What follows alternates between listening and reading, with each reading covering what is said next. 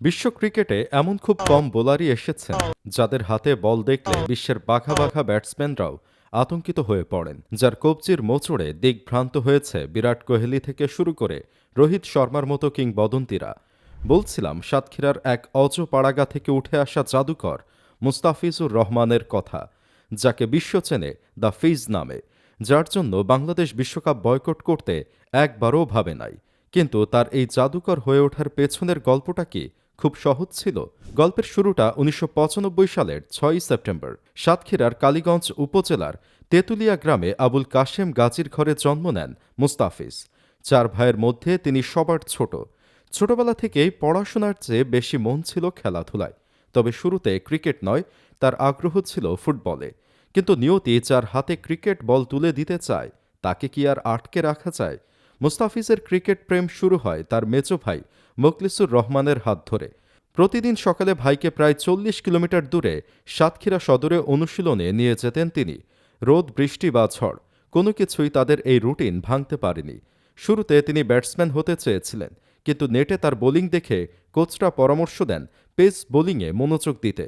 সেখান থেকেই শুরু হয় এক বাঁহাতি পেসারের পথ চলা। ছোট্ট মুস্তাফিজ টেলিভিশনে মোহাম্মদ আমিরকে দেখেছিলেন, যিনি ২০০৯ সালে তার অভিষেক বছরেই দুর্দান্ত পারফর্ম করেছিলেন এবং সেই বিশ্বকাপ জিতেছিলেন। তারপর থেকেই তিনি স্বপ্ন দেখেছিলেন আমিরের মতো তিনিও একজন ক্রিকেটার হবেন। তারপর তার স্বপ্ন তার জীবনে কড়া নাড়ে।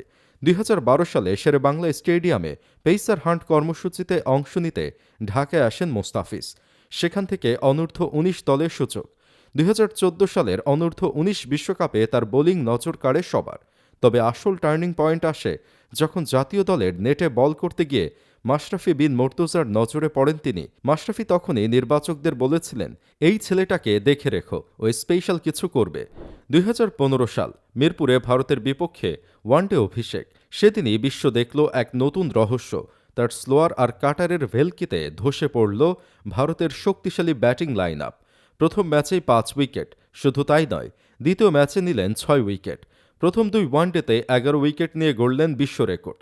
এই সিরিজে রোহিত, অজিঙ্ক্য রাহানে, সুরেশ রায়নাকে, রবীন্দ্র জাদেজা এবং রবিচন্দ্রন অশ্বিনকে আউট করেছিলেন। সেদিন থেকেই লিকলিকে গড়নের ছেলেটি রাতারাতি হয়ে উঠলেন বাংলাদেশের বোলিং আক্রমণের প্রধান অস্ত্র।